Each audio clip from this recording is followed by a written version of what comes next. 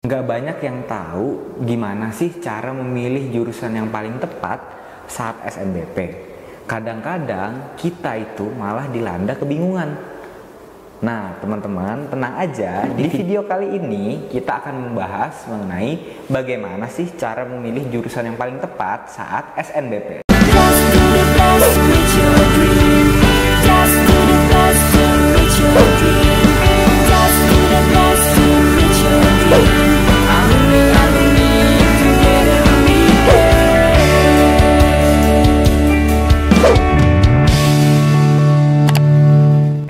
Nah, jadi gini teman-teman, mengurutkan pilihan SNBP itu sama seperti membuat daftar keinginan yang kita inginkan. Jadi diusahakan urutan pertama itu dipastikan adalah impian yang paling kita inginkan atau jurusan yang paling kita inginkan. Jurusan-jurusan lain yang kita inginkan itu juga bisa menjadi peluang kita untuk lolos SNBP. Kadang ada pertanyaan nih teman-teman, apakah pilihan kedua itu udah pasti nggak akan lolos? Jawabannya tidak selalu begitu ya teman-teman. Semua itu bergantung pada daya saing masing-masing jurusan dan juga jumlah pendaftar. Selain itu, kita juga bisa memilih dua jurusan yang berbeda.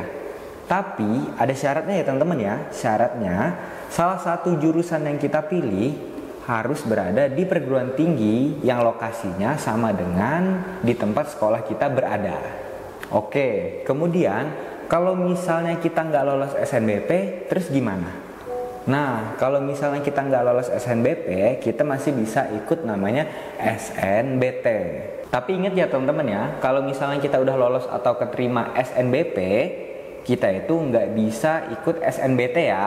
Oh iya teman-teman, kakak kelas kalian juga bisa mengikuti SNBT, asalkan belum kuliah ya, itu syarat untuk mereka. Nah, termasuk buat teman-teman yang belum lolos atau belum diterima di SNBP, punya kesempatan yang sama atau berpeluang dengan kesempatan yang sama untuk masuk ke perguruan tinggi melalui jalur SNBT. Untuk memilih jurusan, kita itu jangan sampai keliru ya, yang bisa membuat kesempatan kita lolos itu semakin kecil. Di SNBP, kita bisa memilih dua jurusan.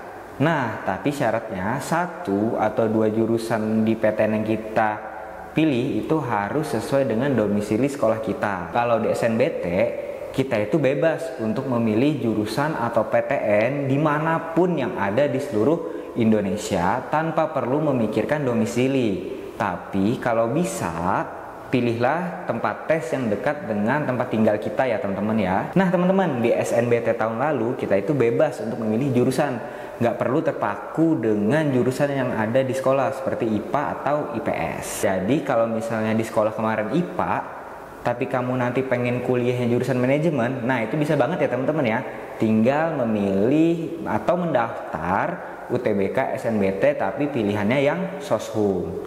Namun sekarang kan udah ganti menteri lagi nih, jadi kita harus tetap update mengenai peraturan-peraturan yang akan kita hadapi ke depannya. Nah, kakak juga nanti bakal update ya info-infonya dan bakal sampein ke kalian. Nah, jadi begitu ya teman-teman ya untuk video kali ini mengenai pilihan-pilihan atau cara memilih jurusan yang paling tepat dan sesuai dengan minat dan bakat yang kita miliki. Di video selanjutnya, teman-teman pengen aku bahas materi apa lagi nih?